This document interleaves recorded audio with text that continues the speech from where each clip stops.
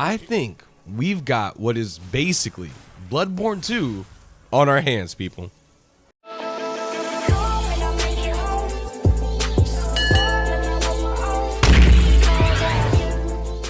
Yo, what's good?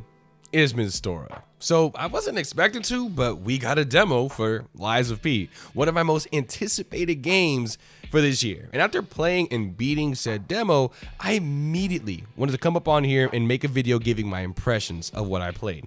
Real quick, the reason I'm so excited for this game is because I'm a massive Bloodborne fan, y'all. And even though I can admit Elden Ring is the best Soulsborne / Souls-like, I'd still say that Bloodborne is my personal favorite in the genre.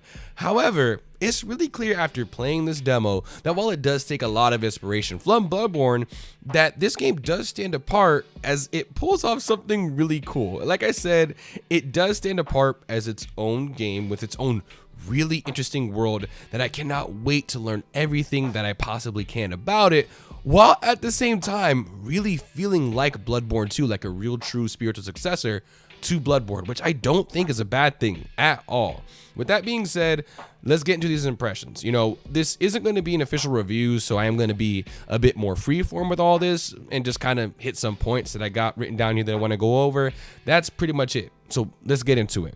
First off, cannot talk about this game without getting into the combat. In my opinion, the combat is absolutely amazing from what I played so far in the demo. There are things they can do to make it better, in my personal opinion. I'll get into that in a bit, but I'll say right out the gate, the combat feels visceral while at the same time feeling heavy and smooth at the same time. Your actions are very committal, so they have a lot of weight to them, but P, or Pinocchio himself, does move with a lot of swiftness when pulling off of some of these actions. It has a real nice flow and feel to it overall. All this is compounded by some really, clever enemy placement that does allow you to, when you get into fights, if you know what you're doing, really express yourself and pull off some just absolutely amazing things. The combat, I would say, it does remind me of something. It's hard to say because Bloodborne is 30 frames per second and this is 60 frames per second. The game is buttery smooth, by the way, on PS5. Let's get that out. The game is buttery smooth on PS5. But with combat, I will say that it does feel it does feel in ways and at times faster than Bloodborne, and I'm not gonna say it outright feels better because you haven't got the full availability of builds and all the weapons and stuff like that at our disposal, right? But I'll say it does feel really damn good. Combat feels incredibly solid, and if you liked Bloodborne, I feel pretty confident in saying you are going to love the combat that's on offer here so far. The best thing is, hey, this is a demo, right? You could download it for free and decide if what I've said holds true for you yourself. You don't gotta invest any money. You could just try the game yourself and see if it clicks to you, right? Obviously there's a demo, so as a quick disclaimer, right, they did say that some things might be different, and I suspect that there will be a few changes from the demo to the live version, but I digress, right? And in addition to, I mentioned the game is buttery smooth on PS5, that's why I played it. I'll also say it looks great. It looks phenomenal. I don't know off the top of my head who's making it, if this is a AAA dev, if this is like a AA dev or like indie dev or what. I can't remember exactly the top of my head, but I was really impressed with how the game looks. The game looks solid, right? And as I mentioned before, again, I got some notes here, right? What is the greatest thing about this game to me personally as a Bloodborne fan? It does feel like a proper spiritual successor, right? I'm okay with it.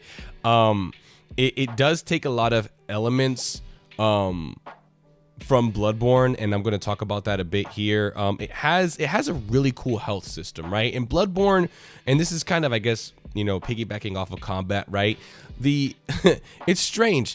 The combat has a similar health recovery system that mimics the aggressiveness of Bloodborne, where, if you got hit in Bloodborne, you could recover some of that health by hitting enemies back, but it twisted. And that's kind of the theme. It twists a lot of things that not just Bloodborne, but other Soulsborne games have done, and I like that it does that. So in this game, if you get hit by an enemy, that health is lost. That health is lost. Ain't nothing you can do about it. However, if you block an enemy's attack, you're still gonna take some damage, but only when blocking attacks do you then lose a bit of health, and the health that you lost is portioned off with like being it has a little bit of opacity to it, and that health that you lost while blocking that you can get back while hitting enemies. It kind of has this theme of turning everything up to 11, and the reason I say that is because it flips something that we've come to expect from Bloodborne. It's like, hey, it has this hyper aggressive offense based on the gameplay, and it's yeah, that hyper aggressive offense style gameplay is still there, but you're mixing in just a touch of defense in there because you don't want to dodge everything. You actually want to block things a bit so you can get some of that health back, but it is still a risk, right? Because if you're low health and you block, you're still going to take some damage and you'll still die, right? You know what I'm saying? So it does twist things a bit, and it takes it even further. And that's one of the things I love the most about this game is that you have your healing charges. I forgot what they're called. I think they're called like cells or something like that. I forgot what they're called, but basically this game's version of Estus Flask, of your healing charges, right? If you've used all of your healing charges, you can restore one of them at a time. So if you're at 0, you can go back up to one max by hitting enemies. Hitting enemies will build up this meter that then restores one of your healing charges. I cannot overstate how amazing this is, right? This is a tried and true element of Souls game of, you know, hey, I'm out of healing. Do I go back to a checkpoint and end up respawning all the enemies that are, you know what I'm saying? Do I go through all that? That is still there, but there's now added depth in choice, right? And that's, I guess, the kind of theme of this game. There's choice. There's this whole lying system. I'll get into that a bit later. But yeah, you have choice now. When you're on 0 healing charges, the choice before in Souls games is like, oh, do I just press on with no healing or do I go back? But now they've changed it just a bit. You can go back, respawn all the enemies, hit the checkpoint. What this game has as a version of a bonfire, which is called a Stargazer, I believe.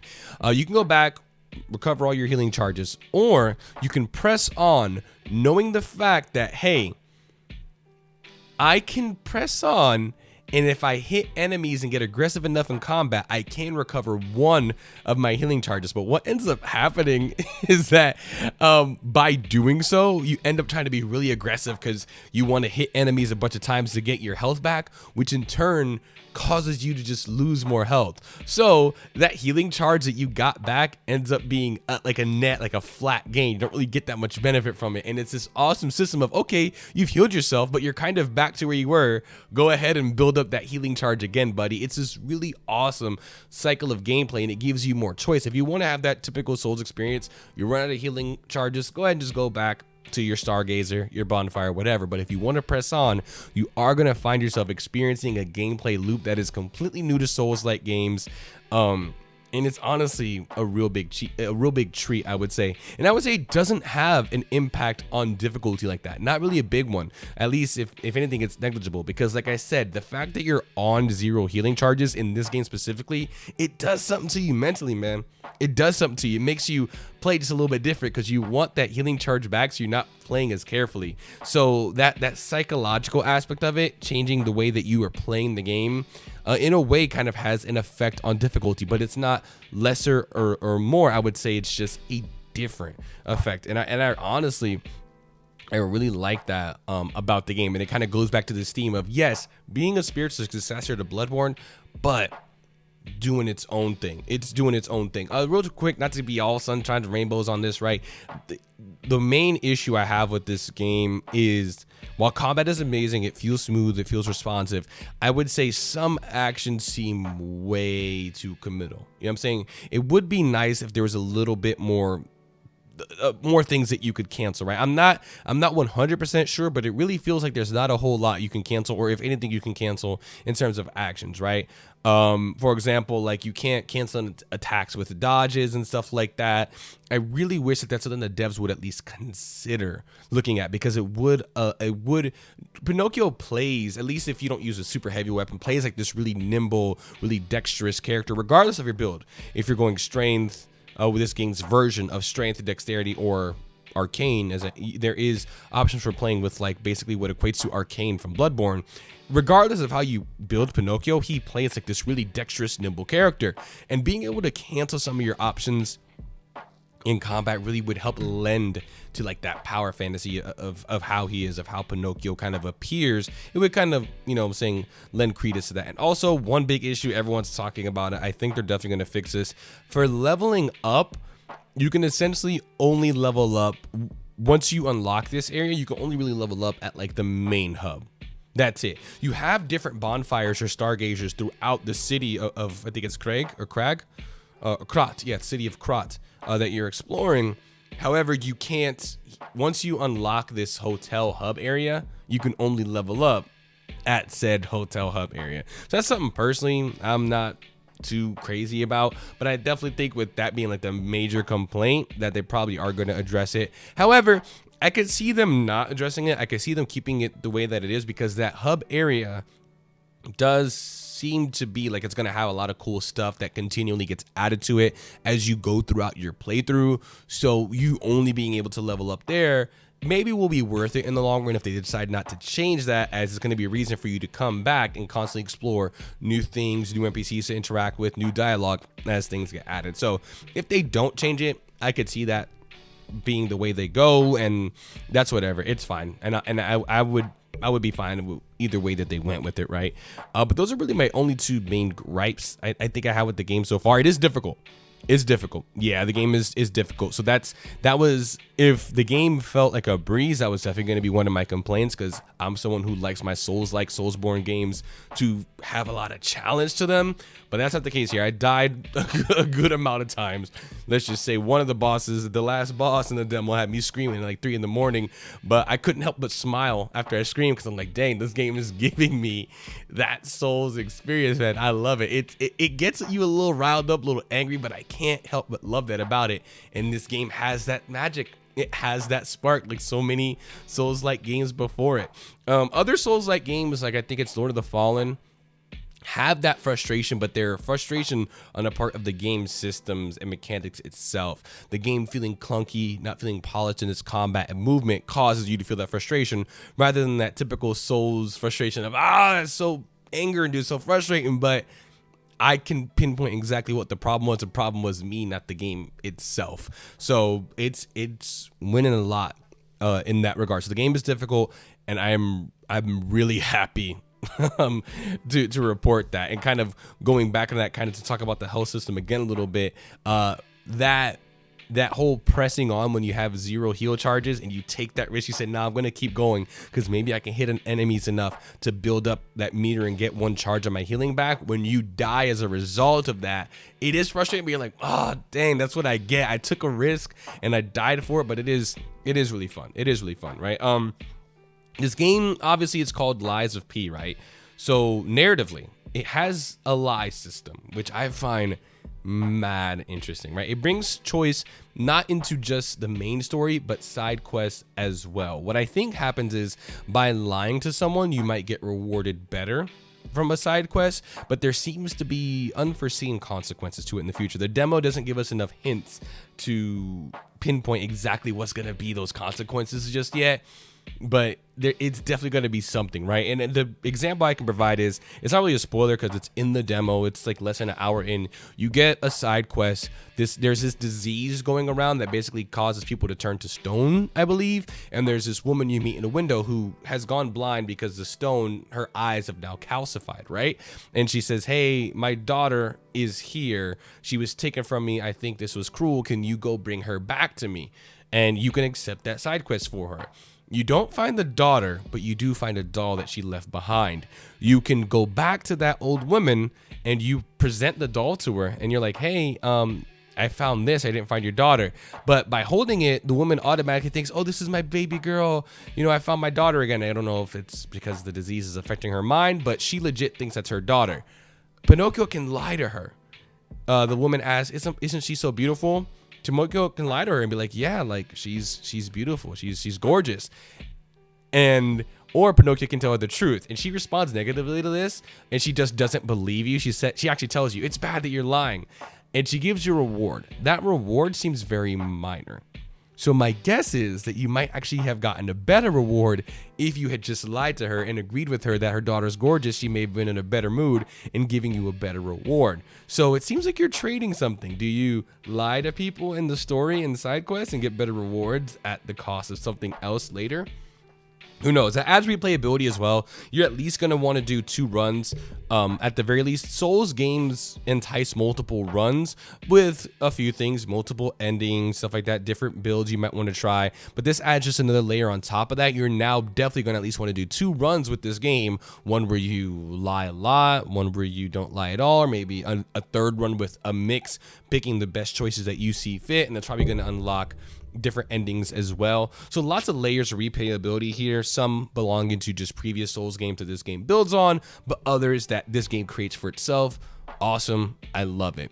Kind of to piggyback off of that, the world here is just so interesting. To me, just as much as any FromSoft Soulsborne game. I'll stand by that. I will stand by that. The world that's been set up here is just as interesting as anything you'd find in Dark Souls, Bloodborne, Elden Ring, what have you, right? Maybe slightly less, but to me, just as interesting, right? What's going on, just a brief synopsis is that the puppets in the city, there's a lot of puppets in the city that this city of Krot greatly profits off of. They use these puppets in many facets of life to policing, manual labor, and XYZ, whatever you could think of, right? Etc. You know, maid work, what have you, butlers, etc. And they've malfunctioned due to something called the puppet frenzy. And these puppets are just attacking humans in the street, and they're just basically going on rampages, right? Puppets also can't lie, and that's one way that people are able to protect themselves from puppets. Pinocchio, however, can. And Geppetto is not just Pinocchio's creator, but he's seemingly like the godfather, the one that's invented the technology responsible for all puppets in the city. Other people make puppets outside of Geppetto, but he was the first to make them, it seems, so they're all building off of what he's done, right? And that's just, again, a brief synopsis, you know, but it succeeds in something really pivotal for any successful Souls-like Soulsborne game. And in my opinion, it's that this game makes me want to read every item description I can to learn as much about this world as is possible. That's something that FromSoft, as the originators of Souls-like games, pull off masterfully, and I think it's been done great here. I think it's been done to really awesome effect here. I think they've pulled that off, which is something big if you're going to try to build something like a spiritual successor to Bloodborne. Another fantastic aspect of this game, just judging by the demo alone. Small thing, great detail to kind of backtrack the side quest a bit. If you pick up an item related to a side quest, when you go to your menu for teleporting to different checkpoints, different bonfires or stargazers, you will see an item of that icon. Like I said, I picked up a girl's teddy bear or puppet doll or what have you, and I saw an icon of that item I picked up next to one of the checkpoints. So the game told me, it doesn't give you a point on like a mini map or anything, but it tell you which checkpoint you're going to want to go to turn in that item and turn in or progress the side quest. Super mad convenient feature. It doesn't take things too far by having this map. In a game like Elden Ring, I understand the map and there being little highlights of where you might want to turn things in because it's a massive open world.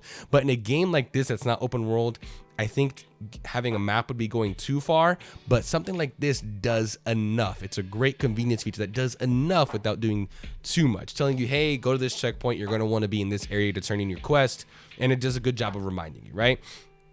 Another, next we gotta talk about, we've got to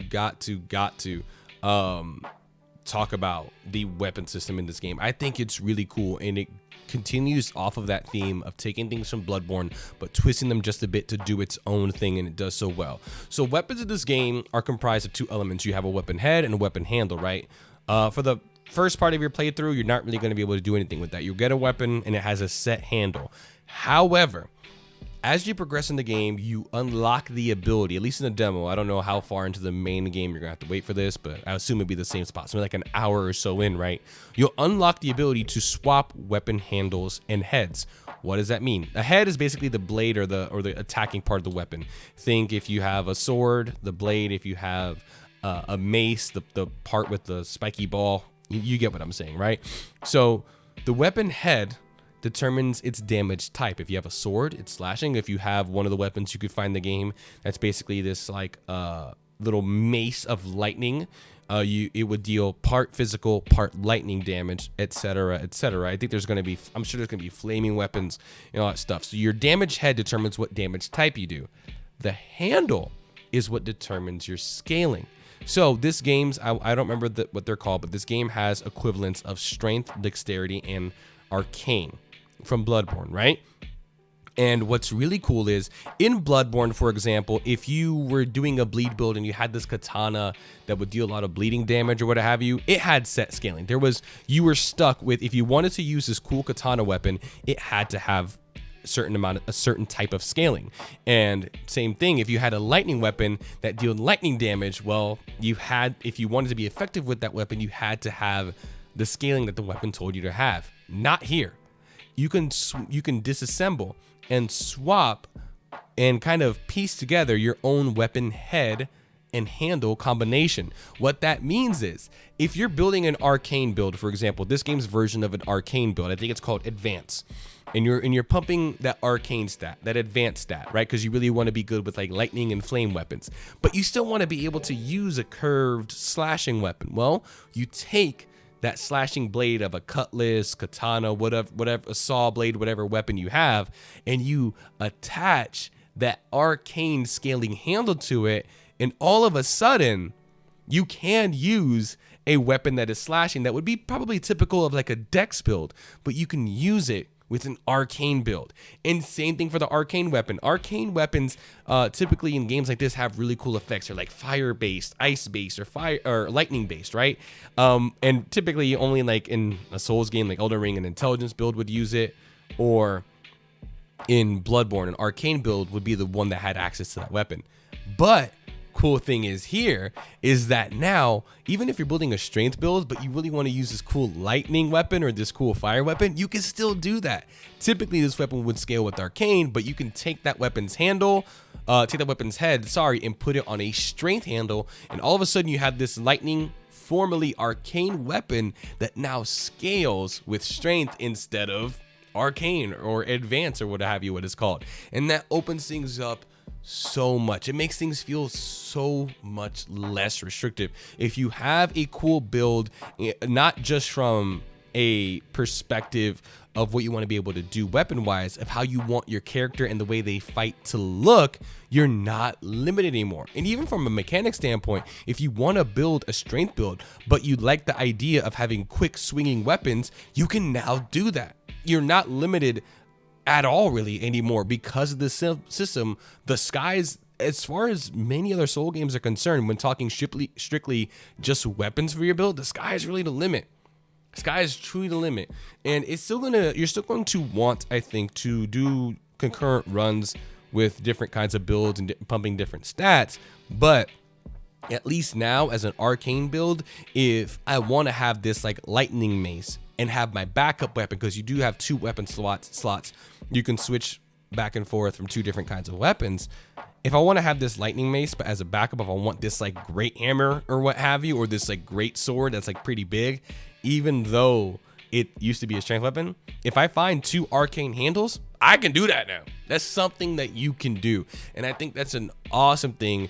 And honestly, like I said, that just feeds further into essentially taking things that Bloodborne has done and just taking them farther. I really do think, from what I played, this is going to stand among the greats, among the greatest of greatest in terms of Soul games. Souls-like games. It might, out of my top 5 Soul games, from what I played, it wouldn't surprise me that if on release, after fully playing it and fully reviewing it, if it ended up in my top 5 Souls games, dethroning some of the actual FromSoft games. It would not surprise me. It's too early to say for sure, right? I can't say in these impressions if it's going to dethrone Bloodborne for me.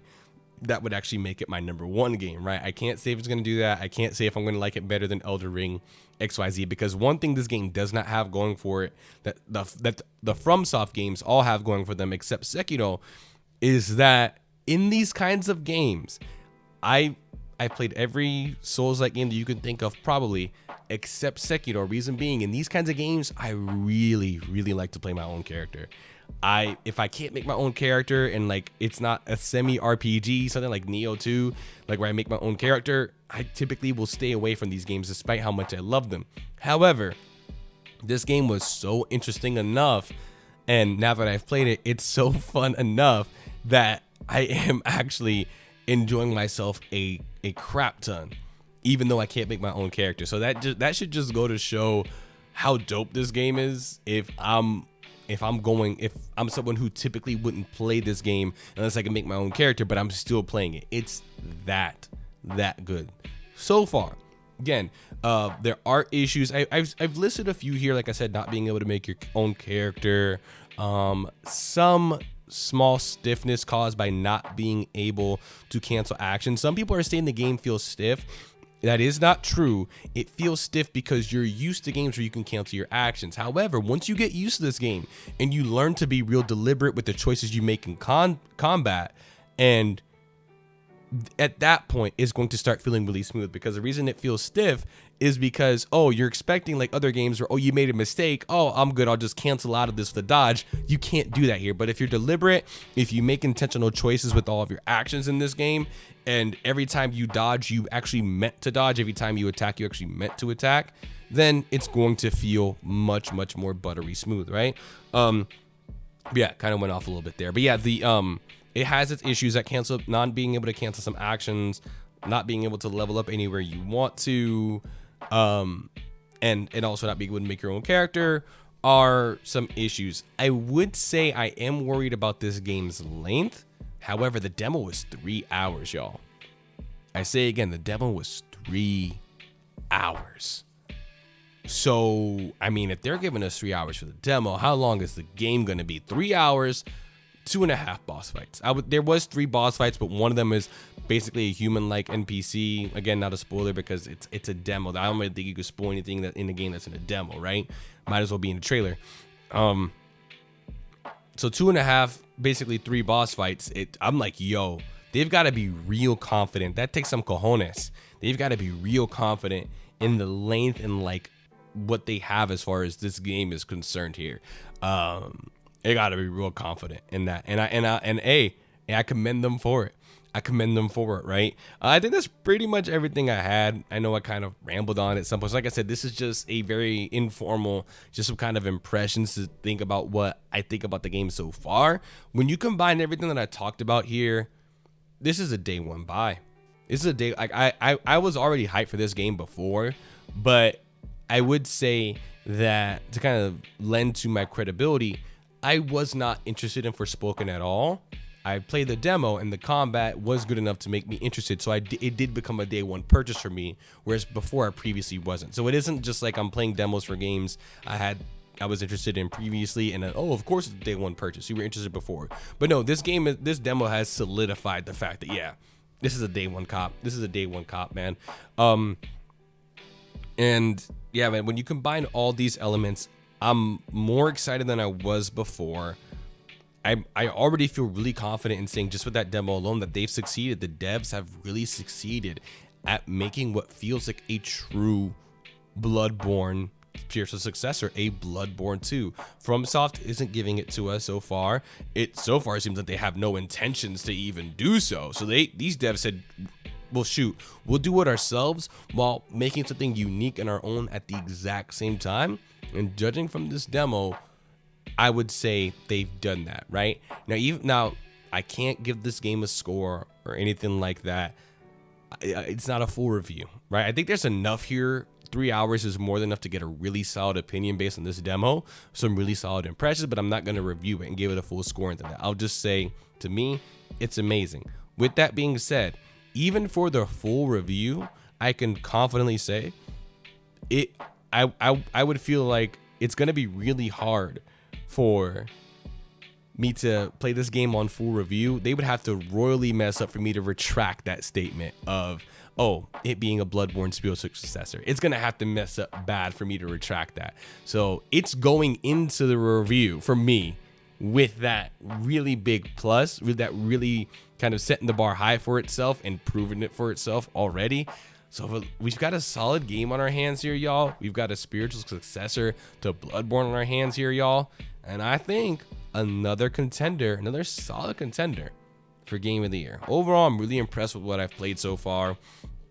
I'm looking forward to getting this game, the full release, on my hands even more. And I just want to give huge credit to a dev for in 2023 dropping a meaty, a nice chunky demo for their fans to play with. You know what I'm saying? Resident Evil 4 Remake was like, what, a 20-hour game on that, like a 12, 14-hour game on that first playthrough, on just your first playthrough, right?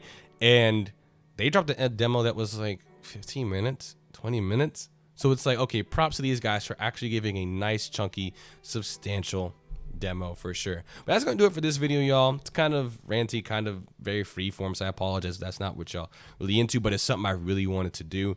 So with that being said, make sure you comment below, let me know what you've thought of Lies of P if you've played it so far. Again, hey, I could be tripping, but a lot of what's caused me to be so positive on this game is I do see a lot of Bloodborne in it, while again being interesting enough as its own thing that I'm so ready to dive into this world and care about what Lies of P has to offer on its own. That's a big part of why I'm so positive about this game. But hey, be sure, constructive criticism wise, let me know what you think down below. And as always, I will catch y'all on the next video. Y'all be easy. Peace.